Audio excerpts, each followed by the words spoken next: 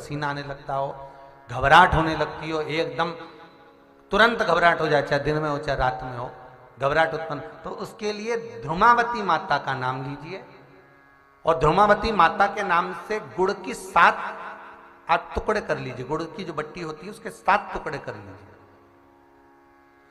और ध्रुमावती माता के नाम से जहां पर गौरी और शंकर दोनों विराजमान हो, गौरी और शंकर का मंदिर यदि आप दर्शन करेंगे तो शंकर भगवान का जहां शिवलिंग हो और शिवलिंग के साथ में पार्वती जी शंकर के साथ नीचे ही बैठी हो, सामने दीवार पर या ऊंचाई पर ना।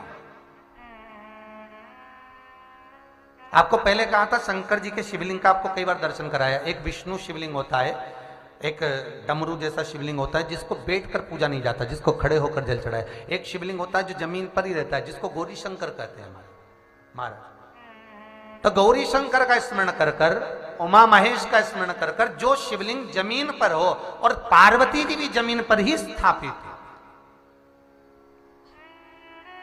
गौरी शंकर का स्मरण कर कर शुक्रवार के दिन शंकर भगवान पर प्रदोष काल में समय के शाम के समय पर सूर्य अस्त के कुछ ही क्षण में वो गुड़ की डिलियां आप शंकर भगवान को चढ़ा दीजिए और गौरी माता का स्मरण कर कर उसको उठाकर ले आइए।